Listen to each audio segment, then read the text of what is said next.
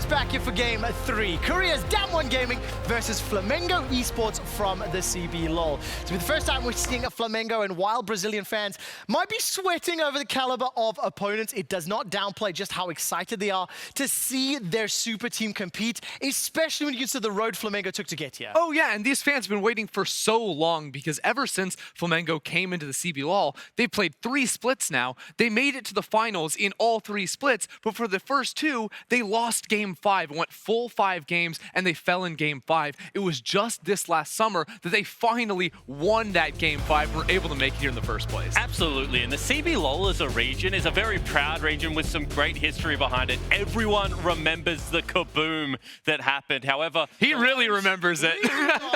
It is scrubbed from memory. Kaboom never happened. However, in the last 3 Worlds, Trevor, they haven't done as well. They've only been able to take up the last 3 international tournaments. Sorry, they've only been able to pick up the single victory. Now, that hasn't been Flamengo. That's been INTZ. That has been Kaboom returning to the international stage. So I'm so excited to see what this team can actually do and whether they can shake up this group. Of course, brTT back on the international stage. And a lot of fans, especially LCS fans, might recognize Shrimp. He did play in the LCS. And after what Flamengo saw from DAMWON earlier today, I caught up with brTT very briefly, and there's an air of confidence and acknowledgement of how difficult the game is, but they're looking forward to this matchup. And especially when you examine the bot lane performance from Nuclear. I think brTT and Luci, as sort of the power couple on this team, are going to feel very good coming into this matchup, because in a lot of Flamengo's wins, it is that bot lane duo gaining these early game advantages and then punishing poor play in the bottom lane. I think that after seeing this Game 1 from DAMWON, they're thinking, hey, we can maybe do this ourselves. Absolutely, and I think that if you get rid of the Xayah and try and force Nuclear onto the Kai'Sa, you have options in the Draven and in the Lucian to try and really go at that duo lane. I think that it will be fairly telegraphed what DAMWON want to be able to play in that bottom lane, and that could be an area that Flamengo looks to attack. I love the champions, too, that brTT will pull out, like the Draven, but also Luci, known for these aggressive playmaking supports. When Luci sees a window to make a play, he'll take it every time. Now, let's talk a little bit about expectations for this matchup. Obviously, DAMWON, still a heavy favorite. Let's talk about their game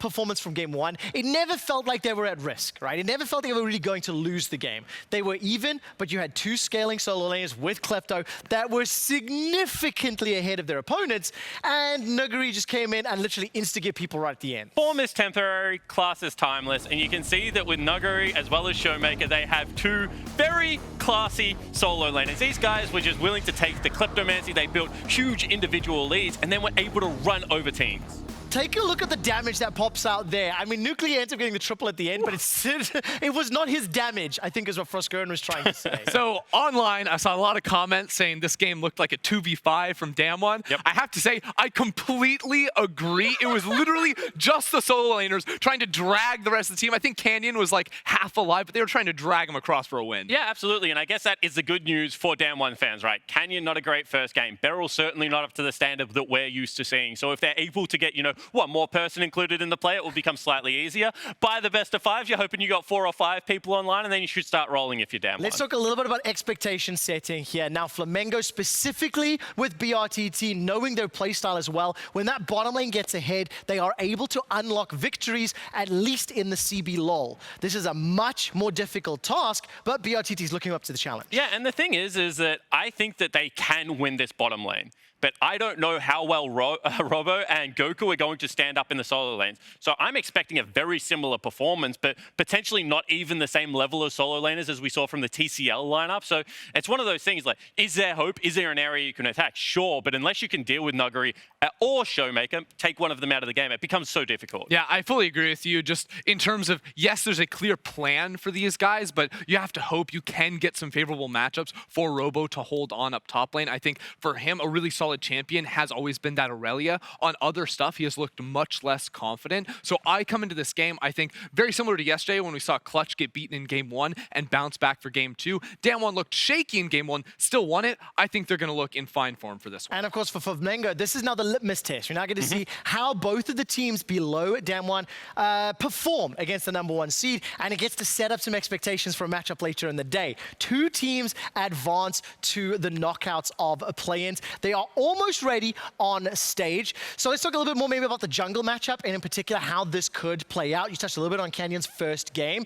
You know, what do you want to see him shake up coming into this matchup? Well, I just want to see some of that Canyon flair that I'm used to when I go and watch the LCK, because I genuinely think he's one of the smartest, most creative pathing junglers out there. This is a guy that will see a dive opportunity a minute and a half before it happens and then skip some of his buffs just so we can run up to a lane and make that happen. So it's these types of plays that you can't prepare for. You don't see coming until, you know, you're in the heat of the moment in the game that no teams are going to expect. I think that's where he can pounce. Yeah, and that's where I think that Shrimp can follow suit of something we saw yesterday, be quite successful in the Skarner. It's one of the quickest junglers, and it deals with explosive solo laners really well. If you can just grab Nuguri at the start of the fight, or if you can just grab ShowMaker and make them useless, or make them invest some of that well-earned gold into a QSS, there is an area that you can help rebuff some of these attacks. Do have to cut you off, and I thank you very much for wrapping up just in time. Spawn, let's head on stage for Game 3 of the day. As we turn back to Group D, please join me in welcoming a team making their first appearance at League of Legends World Championship. From Brazil, CBLO, it's Flamengo eSports!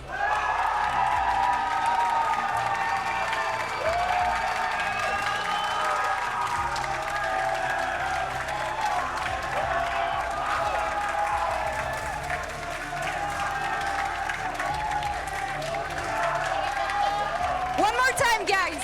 Hear it for Flamengo eSports.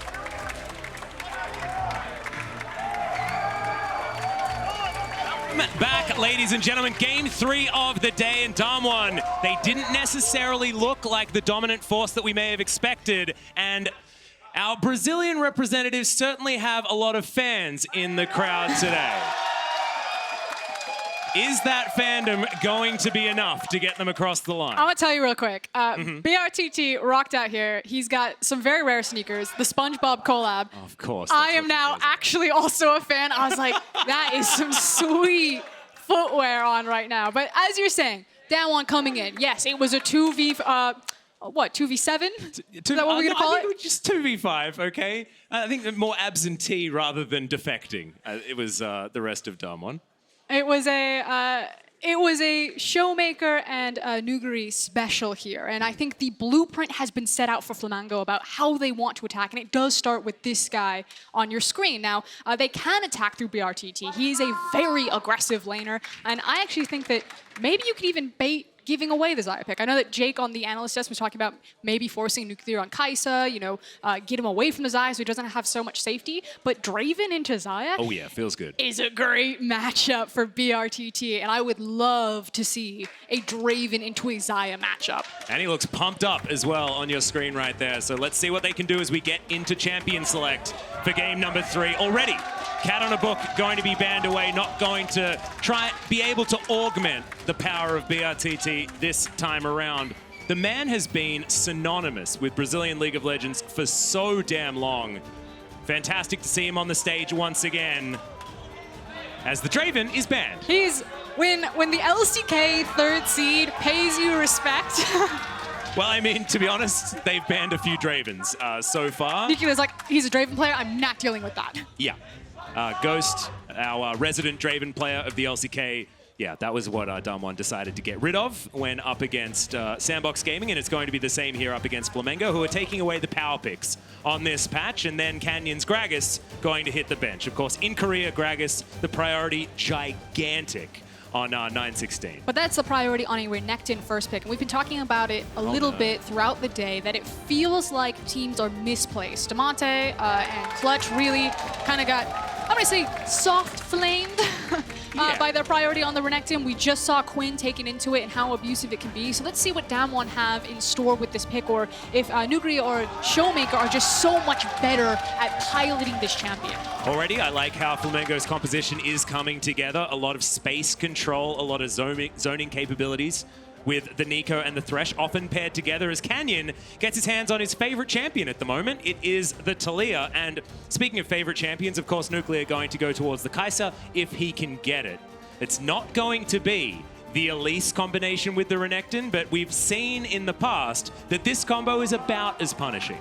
Yeah, there's still so much potential for getting around the map as quickly as possible, setting up that dive. You don't necessarily need your jungler to take the damage when you have a Renekton, pending on the matchup there. So my eyes are on Robo. What is he going to find? Is that going to be the Neeko in the top lane for him in a ranged matchup to try to deal with this Renekton? Or when he sees the Taliyah and the potential of a dive coming in, is he going to look for something that's, okay, you're going to dive me and I need to be ready to take that type of aggression? Well, still yet to know who's going to be playing the Renekton. My feeling is that it's going to be ShowMaker. He did play a lot more games on the champion, and DAMWON do love to pick late for Nuguri. They like to get him into a position where his pick is providing as much surprise as possible. And look, albeit they are on the blue side, so not able to really surprise Flamengo that much. But as we're seeing in the bans, that Xayah that we were talking about before is going to be taken away from brTT. BeryL's Alistar might make it through, however. Yeah, that could be frightening. That being said, I mean, how Yeah, worried that's what are I you thought. about it? I'm very They're worried. pretty worried. They're pretty worried. I think you have to respect ban Alistar, especially at this stage in the World Championship. Again, we'll probably see BeryL pull out his Alistar at some point during this championship. He is amazing on it. He certainly is. I think that BeryL's Alistar is not necessarily a laning phase ban. And I think that if Flamengo are going to attack DAMWON, they need to attack the laning phase, which is what my argument would be for leaving the Alistar available. Because I feel like if they're getting to a point where, you know, DAMWON are comfortably team fighting, then you've probably got pretty close to losing anyway. This is probably going to be brTT's pickup right there. Okay, so I did want him to go for something with a lot more firepower in the lane phase. He had a couple of different bans thrown at him in the Draven and the Xayah, so I was like, he's got the access to things like Lucian, like Caitlyn, like Ezreal. Now the thing is whenever Caitlyn's in a game in Europe, they decide to split the map and force vertical jungling. So Caitlyn has to play weak side, and she doesn't get to abuse her long range and how dominant she is in the map. I'm unsure if DAMWON will look to do the same thing, but typically Caitlyn as a pick doesn't work in the LEC because of that strategy. Well, this is most likely the Ryze in the hands of Nuguri, as BeryL's going to lock away the Pyke. We've got Pyke Kai'Sa against the Thresh and the Caitlyn on the bottom side of the map. Certainly spicy, but that range advantage is certainly going to be there for brTT. And it could also mean that BeryL doesn't have to sit in that lane phase. You know, if things start going sideways in that 2v2 bot side, BeryL can be like, see ya, mate, just hard farm this one out. Caitlyn's going to push it into you, and he starts roaming around with Canyon. Well, that is an Aatrox, and that is still going to be locked in. Flamengo valuing the comfort on the champion, regardless of what the numbers may say on 919. And of course, if you look at the recent nerfs to Aatrox, it was his wave clear that was particularly hurt. Lost a lot of damage when he's using that Q on the minions itself. And that means that he doesn't just get to force you under a tower and kind of chunk you out with those Qs. Still, if he lands triple Q on you, it is going to hurt. But against something like a Ryze who can root you up and kind of maneuver around you, I think this is going to be a really tough matchup. Yeah, could be really scary here. As we expected, ShowMaker is looking like he's going to be on the Renekton. 21 seconds. And that is going to be confirmed. So DAMWON, I like this composition a little bit more than what they showed us in their first outing. Felt a little bit like a show match with the fact that ShowMaker got to play on his LeBlanc, with the fact that Nuguri was on his Vladimir. This time, this composition looks a lot more fluid because the gank assist for Canyon is outrageous. Just set up and lock them down. You got the CC from the Renekton, the CC from the Ryze, and Canyon can just rock in, flip them back, and have so much damage to get away from. Now, I want to talk about zone control right now, because brTT is on the Caitlyn, one of our longest range champions in the game. You said at the very beginning, when you see things like Neeko, like Thresh, there's so much zone control for Flamengo. On the other side, DAMWON actually have some pretty short range champions. Kai'Sa mid-range ADC, Ryze mid-range, and then Renekton as the melee champion. So I'm curious, how do DAMWON actually break through that zone control? Can Flamengo keep their ADC safe? Can they keep DAMWON away from him and allow these team fights to go through longer, to walk through? I think it's about Flamengo getting vision so that they can deny flanks from DAMWON, if it's going to be me. But ladies and gentlemen, here we are, our third game of the day. DAMWON taking on Flamengo.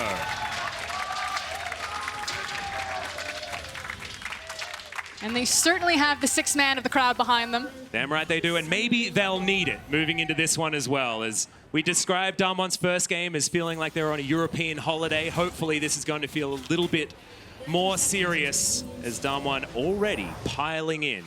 I mean, if they want a The enemy vacation jungle? in France, they definitely need to tighten things up. Yep. Again, we talk about that blueprint that Royal Youth were able to run through at DAMWON and really punish Nuclear and BeryL in particular. So we'll see. I talked about the split map that usually happens onto Caitlyn to force her to play weak side so she can't be really abusive. You do see an immediate invade and a lot of vision being placed around, figuring out where Shrimp is going to start on this Rek'Sai. So my eyes are on Canyon's pathing and what he's going to do with this information. Yeah. Expecting a red to Krug start, which is, of course, the fastest way to get towards that level 3. An understandable thing, as you can see, a potential interesting situation if you're looking at the vision, but it's not actually brTT up there. There have been some lane swaps across the world, but we'll see. A delayed invade. And we may actually see the split map, but it's actually DAMWON who are allowing the potential for Caitlyn to play strong side. Now, this can do two things. Yes, you can say that brTT, if this actually is vertical jungling, because it could also be that Canyon rocks across mid lane and then just secures his own red, or level 2 ganks Robo in the top lane. Who's which lane, guys? As that is level 2 already, the flash, and that had to be respected. There was no way the Robo was going to survive if he had have been hit by that seismic shove. So already, Canyon, level 2, steals away a red buff and immediately basically wins lane for ShowMaker, who's in the top lane. Yeah, but the sacrifice might be that Shrimp, you can see he is sprinting towards the other red buff. We'll see if Canyon lets it go, decides that, yep, he's just going to farm the top side. Okay. So the map is split now, where DAMWON own the top side of it. So brTT will be aggressive on this Caitlyn. You can see he's already zoned away BeryL and Nuclear. Now the thing is, though, is that DAMWON don't play through their bot lane. If Nuclear and BeryL just have to kind of take the short end of the stick, then that's actually fine. DAMWON can say, okay, you can have that free lane phase. That means that we get a free lane phase for guys like ShowMaker on the top side in this Renekton matchup right now, which we believe that we can just snowball harder. Great hook is going to land there onto BeryL. They're going to commit for it as well. So much damage. The flip back onto Luci, but BeryL is just going to play it safe. Doesn't even use the flash. And eats the grey health, he's going to be okay. Up to 50% already. Which then puts emphasis that if Luci and brTT find opportunities like that, it has to count. They need to make sure that if this is the advantage, if this is the trade that DAMWON is giving them, that they need to find advantages down here. So with this slow crash, I would actually love to see Shrimp either threaten for plates or even potentially threaten a dive if these slow crashes keep getting built up. Well, ShowMaker level 3 does have access to Slice Dice and the Ruthless Predator, which could just spell death here. He goes for it, the flash in to try and guarantee, but Canyon presses his buttons in the wrong times. It doesn't even matter though. First blood goes down, and DAMWON have struck first for the first time here at Worlds. And it's going to be free for that, because Shrimp doesn't have any reason to be on the top side of the map. You can see he's playing with the Scuttle Crab right now. He does have access to his Krugs, but otherwise his camps were all down. He was going to be spending time towards bot lane, which means that ShowMaker can continue to play aggressive. That's the flash in. Halo Blades needs to be respected, but the seismic shove is going to land. Robo is going to come down and does get there first, but still Canyon trying to juke around. Goku gets on in there, and ShowMaker, so much damage. The first kill does go over to Flamengo, but Robo is looking for another one. Nuguri completely out of mana. What was he doing there? A double kill to Flamengo. Shrimp's on the board. And this is so important. Again, remember, DAMWON chose to split the map, and Shrimp has now broken and ripped it back. Don't play with that, though. Yeah, ShowMaker, a lot of damage, but didn't have flash, remember, so Shrimp tunnels away to safety. Again, so important, though. You now have 2 kills onto Shrimp. Maybe he can start fighting back with this Hail of Blades Rek'Sai to get more control around the top side of the map to say that, okay, brTT, Luci, you guys are fine. You got the strong side of the map. DAMWON have misplayed this, and now we can get our foot back into taking control over the top side of the map. Well, you can see just outside of vision is Canyon, just looking to set up a tent on the top side. Robo not having a great time. They are ahead in gold, though. Those couple of kills certainly were good news. We're going to find the Ruthless Predator, though, as Canyon looking for it. Infernal Chains land, but it's going to be onto the Crocodile, and they don't even need the seismic shove until the very end. And another kill goes into the hands of the Taliyah. And it's just frustrating. You can see it in the CS. It's 25-7. Reminder that it's ShowMaker on the Renekton that's in the top side, but basically is 4 times the CS that Aatrox has right now. And now it's going to start bleeding into experience, and that is only going to go from bad to worse. But here was kind of the glimpse of hope. You can see that Flamengo, they're here to party. They're here to play. Yeah. They are not going to go quietly into the night. And like you said, you called out the mistake. Nuguri doesn't have any mana. He really can't participate in this fight, so he's just a body walking around. Yeah. And that leads to the double for Shrimp.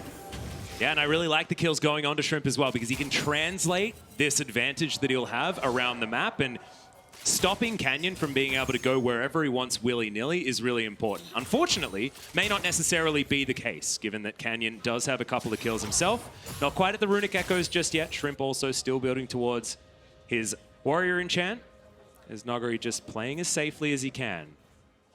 As Shrimp and Goku, this is frightening. We are going to get the flash forward. That's the Pop Blossom, and pop goes the Ryze. All too easy for Flamengo as ShowMaker, he wants it. It's a big call to me because now he's focusing on the Rek'Sai. He'll get that kill, and now Goku has to run away. A 1-for-1 after the teleport. Still 1-for-1 in the TP, but that means that Robo finally gets a chance to breathe as well. So yeah, ShowMaker is continuing to snowball, continuing to get stronger, but Robo's finally getting access to a CS wave. Froscar, and this is Canyon on the bottom side of the map. I've never seen this before as BeryL's going to dive forward, wants to get the stun. The seismic shot avoided just so narrowly. Luci! Oh god, the turnaround for Flamengo! Outplayed by the Brazilian bottom lane. And so well done from Luci. You called it, the sidestep right there. Turns around, finds the death sentence into the tower aggro, and Flamengo across the board have come alive. They have a gold lead above DAMWON. Anyone saw this like LCK? They're gonna speedrun. It's a big accomplishment, Alex. It was 100 gold, Froscar. Come on, that is not the stat that we wanted to focus counts. on.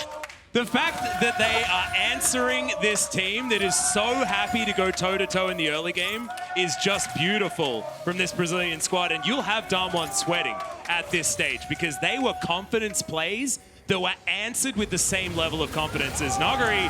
Caught in transition, the hail of blades, certainly a problem. Sidestepping though, and that's a seismic shove you didn't want to get caught in. BeryL doesn't get the stun, but the fling back's there and the double kill comes down for Canyon. And just like that, as we're celebrating, we're so happy to see You gotta take the moments though, Froscar, okay? Really hit back. DWG Gaming suddenly find alive. They silence the arena. The gold lead has now swung wildly back into their favor, and BeryL was like, bot lane is not going well. I am heading mid. Nuclear, good luck. And this is exactly what happens in the majority of games. You know how there were passengers in the first game for DWG? Generally, it's Nuclear that's in the passenger seat and everybody else is just doing stuff. Just running around, his seatbelt on, just being normal. You know, everything's absolutely fine, trying to pick up whatever farm he can, and BeryL is outside of that lane having a party. Just Nuguri, hanging Canyon, on the and car, ShowMaker it's like are just Mad Max. killing people as 3 versus 4, things like that around the map. And Nuclear doesn't really get to play with them. As we have a look at this one more time, this was just stunning. Yeah, we from can brTT and Luci. relive the Flamengo heydays for that small moment that we had it with Luci's outplay. brTT's response, yeah, that's right. That's a man who knows how to work a crowd. Damn right it is. But let's see if he can continue to do it as this is the same play. I was wondering whether this is back to live, but it's just going to be a look at Canyon's double kill. Pretty elementary, honestly, in the end, as there are so many flips and flings from this squad. The Bone Skewer plus the seismic shove. Speaking of Bone Skewers, that's going to find Luci, but avoids the stun. brTT just offering auto after auto. It's only 1 pickaxe worth of damage, though. This is the problem. I mean, we always talk about Caitlyn being very strong in the laning phase early game, but then has this huge trough as you try and get towards damage relevance, and then you're back up again in the late game. But we are going to get towards that trough, and when it's brTT that has it, that can be a problem because he is such a powerhouse for this squad. Bit of a dive top side though, as that's another seismic shove. You got to be looking for them circles because that means death. And it means that Flamengo needs to be able to trade something. And unfortunately, DWG Gaming are going to have the option to consistently look for these top lane plays because the only objective that they would trade bot side is something like a Cloud Drake. So Flamengo need to push their advantage on this bot side of the map or try to create a larger one while Robo is just taking the brunt end of ShowMaker.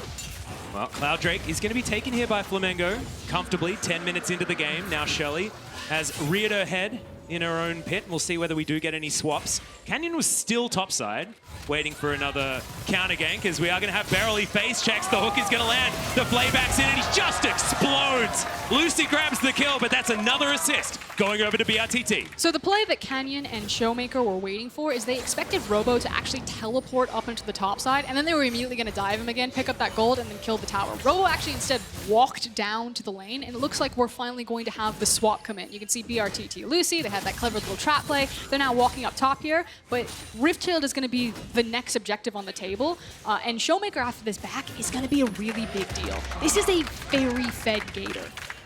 He's even with his theoretical lane opponent, but he's almost double the CS of Robo. He's had a really rough time.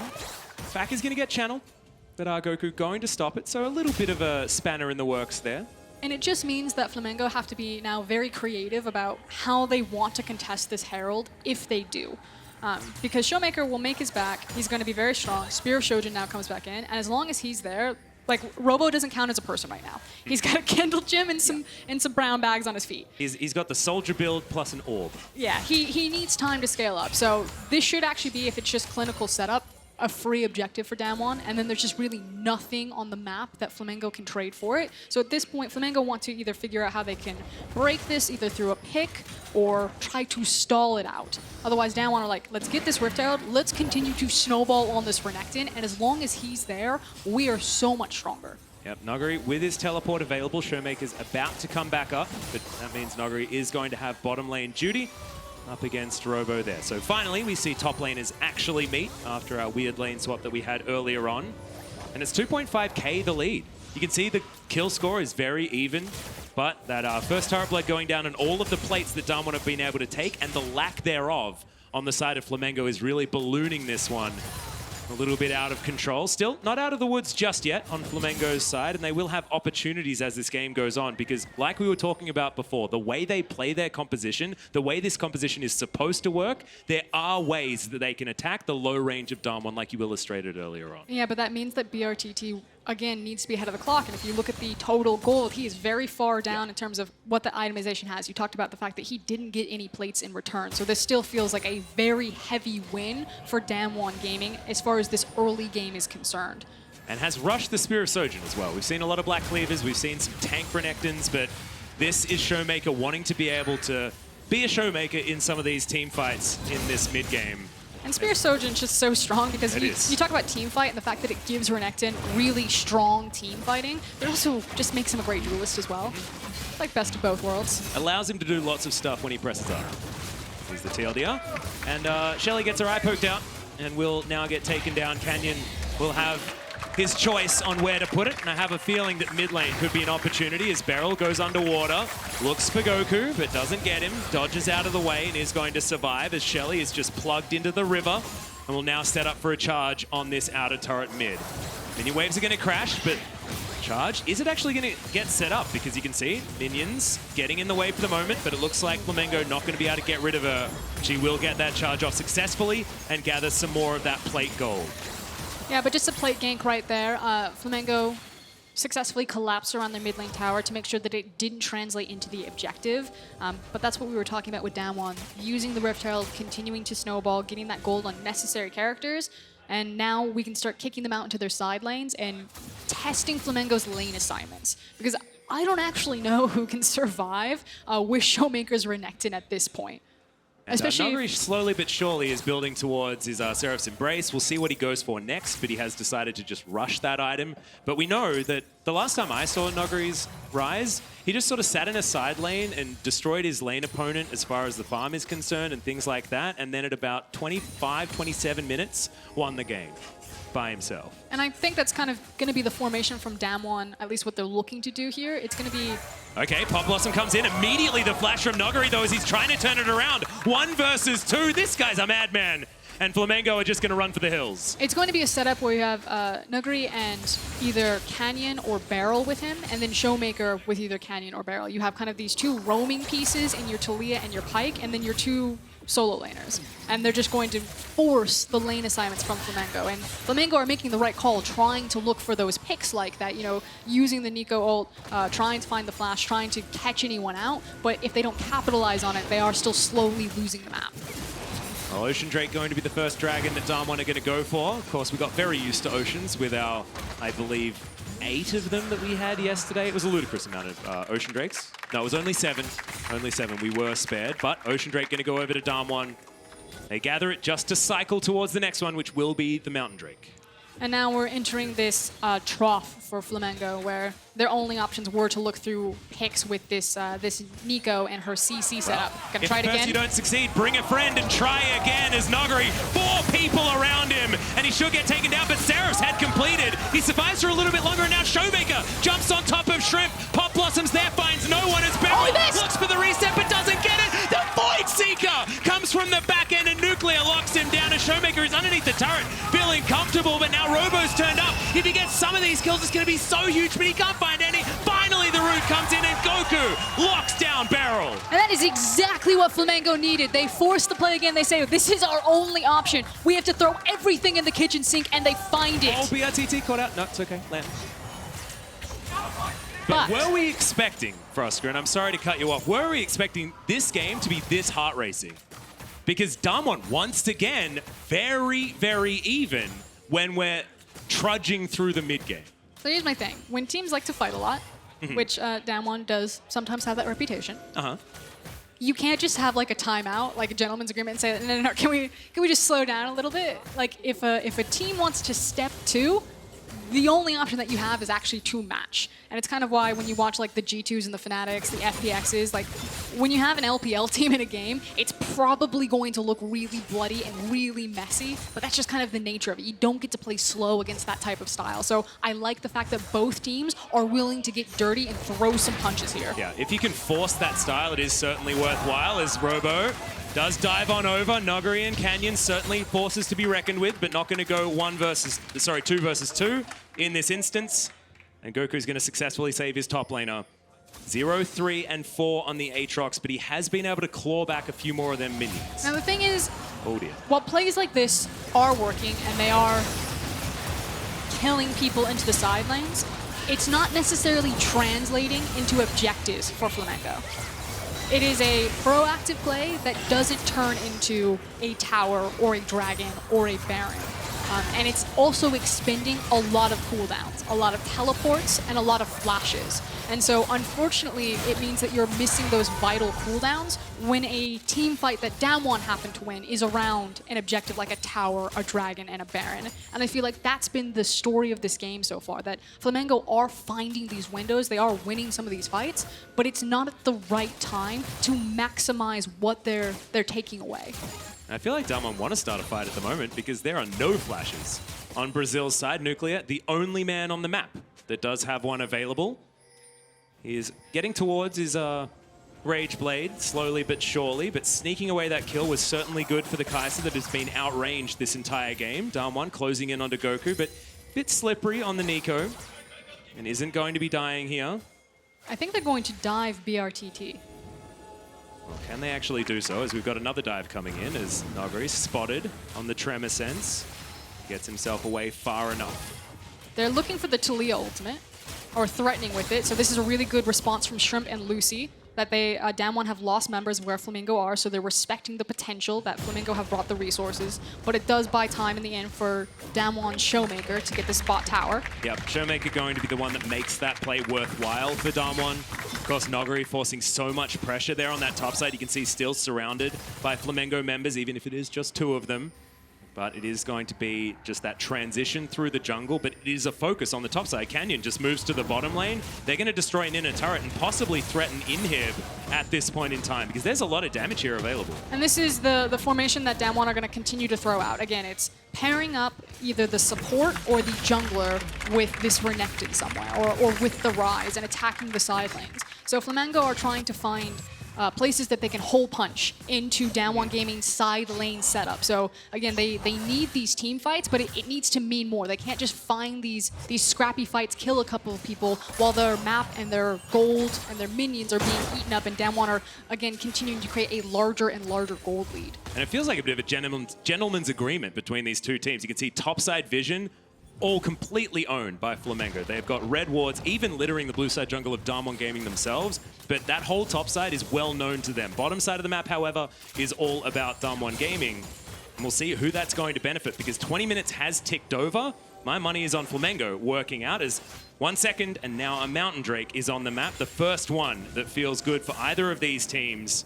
2.6k, something like that is not a gold lead that you can really hang your hat on as BeryL going to be face checking, gets snared up immediately, but that's a great bone skewer as Shrimp goes gold and wants to take the Lenten but can't. Great timing on the shove there as Luci going to be taken down so damn low and Nuclear dives into the back like blast code is god tier, and I don't think it's enough as just the edge of the Culvermeek there from ShowMaker locks down the kill. Good side step, but the root's in and brTT is going to be taken down. Pop Blossom under 3 members, it's a big one, but the death from below is going to be in and ShowMaker locks down the Neeko as well. The flash from Nuguri is so beautiful as he navigates the fight. And now they move back to the Mountain Drake. Just so well executed from DAMWON right there. They are so powerful. Even Nuclear, who really struggled in that lane phase. Look at brTT's itemization comparatively to that Kai'Sa. Kai'Sa, normally a 2-item power spike champion. The rapid fire wasn't completed in the last fight. brTT completed it upon death. And that's the reality of Flamengo. They could fight in that window, but it was such a vital dragon of the Mountain Drake. So they attempted to do so anyway. And this is the right play. Look for a pick, because that's the only way you can win the team fight at this point in the game due to the item power spikes. But they didn't find the pick, and then DAMWON just cut, divide, herded them around and directly into a meat grinder. Just really beautifully executed on multiple fronts. Yeah, and watching Canyon here as well is just stunning. The seismic shove timing initially was beautiful. This one made sure brTT was out of the way. Nuguri gets himself the root down very comfortably. And Goku, despite the fact that this was very well timed on the Pop Blossom, it was too little too late at that stage of the game. And yeah, Nuguri's out of there. Still closer than DAMWON would have wanted, but at this stage, they've now extended it to a 6,000 gold lead. And I mean, I don't want to make old references, things like that, but if you look back at old worlds when teams are trying to take on the Titans like SKT in their heyday, it was this feeling of, yes, we're making plays, we're trying to get stuff, but it just never feels like enough. And that's what it's starting to feel like here this game, despite the early game that worked well. And now ShowMaker, remember, he can stun so many times, but after the Dominus, wasn't able to close the distance to get another Ruthless Predator. And Robo survives with his splash up. But I think point made for Robo and ShowMaker right there. That is going to continue to be how DAMWON split up the map and pull Flamengo around. We are basically waiting on brTT. That's the next big moment where Flamengo fans can start to feel more confident in their team again. And it's going to take a while. I mean, I feel like Caitlyn is either a 3 or 4 item carry. You really do need to invest to try and get her there. Unfortunately, I think because Renekton is so far ahead right now and he's able to get some of his defensive-ish itemization out, that it's actually going to be a 4-item Caitlyn because she's going to need access to more DPS than just the 3-item. Yeah, I think Mikura's Scimitar will need to come in, and we'll see what else brTT is going to go for. I will say at this point in the game, Caitlyn doesn't necessarily have to be that big team fighting threat. With the rapid fire cannon and then just headshot, she can actually be used as a poke champion, like what she just did to Nuclear right there. But then that means that our eyes are on Shrimp and Goku as kind of the follow-up. So if brTT right now is literally just a poke machine, you need Shrimp and Goku to follow up on that poke damage. Well, there's ults traded here between ShowMaker and Robo, but I like it. Just gets the heck out of there as soon as he sees the ultimate button, because it does a whole lot more with that Spear of Sojourn online. Speaking of items that are online, Nuguri does have his Spellbinder. He needs to be really careful. ShowMaker. He's hungry for some Caitlyn. Not going to get him as Luci tagged by the Void Seeker. I think they're in trouble. Yep, Canyon, he can set up a wall if he wants to. He's holding on to the button for the moment. It was looking really dangerous there for Flamengo, but they do survive the storm. 2 minutes, and we've got a Cloud Drake on the board, and the Baron is still not really being looked at by either side. No wards inside the pit, but you can see DAMWON with a lot of control wards around it. Nuguri very comfortably just farming minion wave after minion wave. Just going to soon be that Ryze threat that we know he can be. So I felt that they were waiting for specific itemization to come in. So ShowMaker has just now completed his 3rd item. And so normally when you see a team, especially one as practiced as DAMWON in their Baron setup, not turn towards the Baron. It feels like they're almost extending the farming portion of the game and saying, okay, as soon as I get this item, like I'm close to it, we might as well wait for it before they start setting up the fight. So I think that's what is about to happen. We now have the backs in from DAMWON from all of this farming that they've been doing. You have ShowMaker, who is setting up the bot lane wave, has access to his TP, and it's going to be the setup for the Baron in the next 30 seconds to probably a minute and a half. And Flamengo recognize this. They're like, okay, you know, we can no longer deal with this side lane threat. We need to quickly get in here, place as much vision as possible, and then again, stall out this potential Baron. Well, that's a great block there on the Bone Skewer with the shape shifter coming out from Goku. But you can see Renekton has pushed that minion wave all the way towards the inhibitor turret. Now Luci tagged once again. There's a fair bit of damage actually coming out of Nuclear as well. ShowMaker's behind them. Judges forward. Yep, seismic shove once again, flashed by brTT, but how is he supposed to save himself as the wall comes down? He's just gonna walk behind his team. He will survive for the moment. ShowMaker closing in on the back line, but not close enough. Very, very rough. But it is a Flamengo team that were able to avoid the engage. I'm gonna say that I think Canyon's ultimate actually close ShowMaker around from the flank, but they immediately used the Ryze ultimate. They're now on the Baron. That is a Mountain Drake. Yep, Realm Walk towards the Baron pit. We'll see whether they got enough damage, and they certainly do. The Baron is dead in about 4 seconds. And Luci now flashing to try and get a play, but misses the hook. It's a fight on a couple of fronts as Nuguri's trying to get out of the way as the Seraph Shield is gigantic. The rest of the fight is going well, though, as the Rek'Sai does eventually take down the Ryze. But now the resets. The Pop Blossom comes forward, but it's under a Golden Canyon as Robo's down to about half. Shrimp is out of this fight, but Goku's landing the snares. Can he get it again? No, he can't. He's diced up by the Crocodile as Canyon out of mana, just driving by Nuclear. Grabs that kill off the back end, and it's an ace out of nowhere for DAMWON, but it looked so close at the beginning to being good for Flamengo. Except when you put your eyes down on ShowMaker, who just watched through this replay, this man is like 1v3 at some points, 1v2 for majority of it, but just no one can stop him. Look at the damage that he's doing. Robo and Shrimp are just playing with this giant gator while his carries are being obliterated. That was the problem, and it felt like there was a bit of tunneling onto Nuguri there, which allowed ShowMaker to get so much free damage unanswered. And I can't even blame Flamengo for that, because you look at Nuguri's name, you're like, I want to get him out of the team fight before he does so much DPS like you can do on the Ryze. And unfortunately, despite the game plan being understandable, it didn't work out, because like you say, when you've just got the backlines fighting each other, just wasn't good enough. Speaking of not good enough, this is what happens. The damage trough that brTT is in right now, that low damage number is purely based on the champion that he is at this stage of the game. It was felt like a handshake from DAMWON to split the map. Looked good for Flamengo when, you know, Shrimp picked up those 2 kills, but otherwise it has just been all downhill for ShowMaker versus Robo in that top lane. And because, again, Renekton is so far ahead of the clock, brTT doesn't need 3 items, he needs 4 items before he can even do any damage to ShowMaker. And unfortunately, Flamengo just don't have the damage to deal with DAMWON's threats right now. Yeah, and we talk about the Caitlyn and trying to get online at 4 items and things like that, but if the game is accelerated out of your control, you look at DAMWON and they've got Ryze. Massive late game damage, and Nuclear is the AP Kai'Sa already has those first 3 items that you need in the Nash's Tooth, the Rage Blade, and the completed Muramana. Now with a pretty cool stick on top of it as well in the needlessly large rod, just boosting up that Void Seeker damage. You can see Luci taking a lot of poke from this particular Kai'Sa as they've split the map. You've got a Crocodile top lane, you've got a Kai'Sa mid lane, and the rest of them are hanging around the bottom side. Robo caught behind the wall, wants to Umbral dash in, but not going to be able to. Has to take a lantern in order to get out ShowMaker. In the meantime, 1v1 against Goku, but is he going to be able to get held down? That's what this comp could theoretically do. The Color Meek is gigantic. The rest of the team coming on over. It's a 1-for-1 so far, as the death from below did register lots of money as Nuguri picks up yet another kill. But the towers are crumbling, and it's too little too late from Flamengo.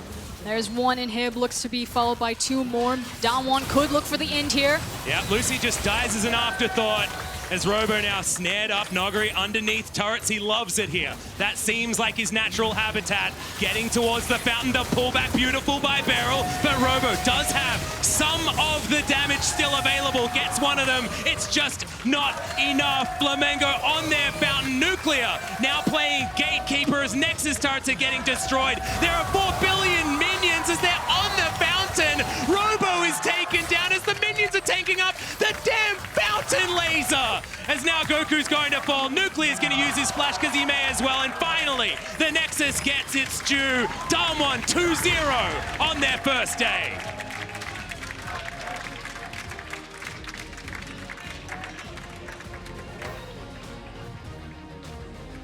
And with a fountain play like that, you can tell that DAMWON are really feeling themselves right now. I feel like it's still the European holiday, Frosker, and sort of what we coined it in their first day out. This is a DAMWON having fun, but Nuclear will be having way more fun after that performance. Brilliant on the Kai'Sa, undying after being a bit of a problem factor in their matchup against Royal Youth. Was definitely dominance, was landing the Void Seekers that he needed to. And this is what we expected about this, from this DAMWON squad. We really wanted to see them come out and dominate because this is Korea for the first time in the play-in stage. We need to show the world why that shouldn't be a thing. But now you have a really good measuring stick of Royal Youth and Flamengo versus DAMWON. And frankly, it felt like Flamengo were willing to go a lot more kind of tit for tat against the LCK seed. And so I think that's what most people are going to be looking at the tape of and trying to figure out as we kind of speed towards that matchup. Because it was very clear, LCK probably going to be the #1 seed out of this group. But with Royal Youth and Flamengo, two teams that a lot of analysts are saying are hyper competitive in the emerging regions, like that's where the real trial is going to come here. Yeah, that really is, it feels like the group of death, right? I don't want any of these teams to be eliminated from this group. And the thing that I find really interesting is the fact that we haven't actually learnt that much as far as who's going to win the eye test between these two, because both Royal Youth and Flamengo had different strategies in mind when it came to tackling DAMWON. Neither of them necessarily worked, but there was merit on both sides. And it's also just so hard to gauge the top laners. Arma and Robo both didn't really have the greatest time. Arma, I think, felt a little bit better in terms of what he was transferring into team fights, whereas Robo just got shut out so early in the game by kind of design of what happened with the vertical jungling. So my eyes are actually going to be on the top lane and what seems to be a group defined by the solo laners and by the top laners in particular. Yeah, and I guess a lot has to be said for what Ender was talking about as well at the beginning, with the fact that DAMWON came in, looked shaky in game one. It is understandable that they would look even more formidable moving into their second match here at Worlds. So in theory, if both Flamengo and Royal Youth looked about the same, then Flamengo need a few added props, especially after the draft phase, because I felt like DAMWON's draft this game was really, really nice. Yeah, I think back to the drawing board, it's pretty easy to maybe not go for the Caitlyn. I understand like trying to find a dominant lane phase, and not that brTT can't play it, but I would have loved to see him more on something like a Lucian and have a lot more aggression in the lane phase. Well, certainly more opportunities for Flamengo. To learn more about how Canyon and DAMWON snowballed top lane, let's check in with Ender at the State Farm Analyst Desk. Thank you very much, Atlas. Now, I wanted to give all of you at home a quick tutorial on how to make the enemy top laner want to rage quit from the game, because that's exactly what Canyon did in this one against poor Robo. And it starts at level 1 here, because DAMWON really want to get the right solo lane matchups for their two players. ShowMaker on the Renekton really wants to play up against the Aatrox. It's a much more favorable matchup for him than against the likes of the Neeko. And Ryze is going to do very well in that ranged versus ranged matchup. So right off the bat, at level 1, DAMWON have this early game plan. And the plan is run into the enemy jungle. Now this ward here from Shrimp only sees ShowMaker. They only see one person walk into the top side of this jungle, and it gets even worse because even though DAMWON do leave, they only see Nuguri this next time, so they're still not sure if there's actually an invade happening. Now, on the bottom side of the map, Shrimp was actually starting on his wolf camp to try and path towards the top side of the map and then go for that quick level 3 and play top side. But instead, this level 2 gank comes through. Robo hasn't even seen ShowMaker in the lane, but instantly is forced to lose his flash. And this is where everything goes downhill for him, because you will notice right now that there are 4 ranged minions in this this lane, pushing towards the side of DAMWON. So ShowMaker is allowed to play super disrespectfully and virtually just walk between the minions and Robo. Robo is unable to CS whatsoever. As soon as he ticks over to level 2, it gets even worse. And at this point, because of Canyon going for that enemy red buff and stealing that away, you'll notice that Shrimp had to go from his wolves down to that bot side of the map. This is something I was talking about a little bit earlier on in the day, where after the map is split, all of a sudden it becomes so miserable to play top lane when your lane is pushing out and you don't have a jungler nearby. Still, Robo's like, okay, I can stand near the minion wave, get some experience, even if I'm never going to get a last hit. But then it all goes wrong again. Level 3 now for Canyon, even though they miss literally everything,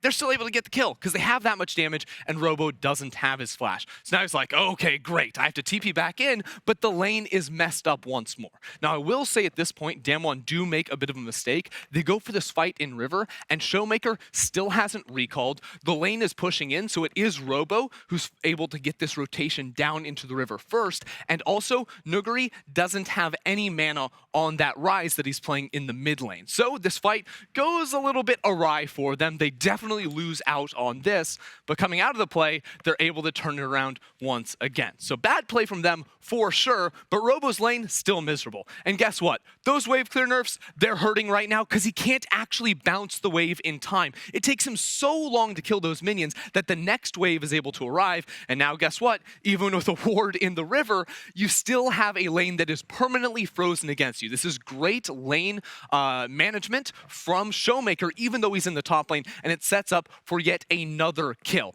And at just 5 minutes on the clock, ShowMaker is now up almost 30 CS and 700 gold. He still hasn't even recalled yet. Robo has died twice. That is absolutely miserable. I wouldn't even want to play in that game if I was Robo. And it ended up being Canyon and ShowMaker, that duo, helping push that game forward and get that win. Now, because of his early pathing and carry performance, DAMWON's jungler is our oppo player of the game, as he and the rest of their team look to be on their way towards the World's group stage. Now, when we return, Loki eSports and the VCS, they make their World's debut, so don't go anywhere.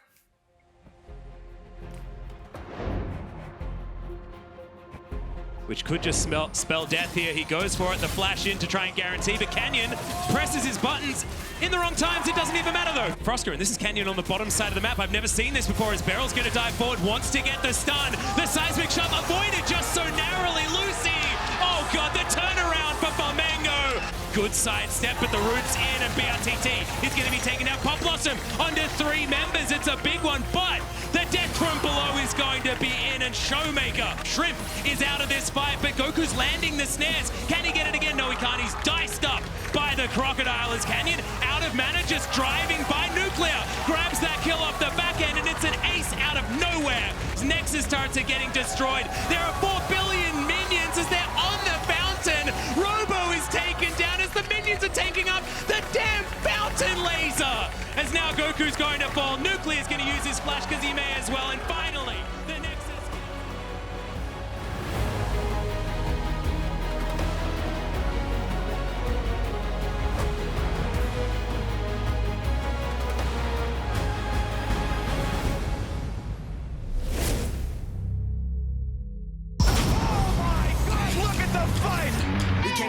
We came to win, we lost before, but never again. Back on our grind, you know what it is. We gotta win.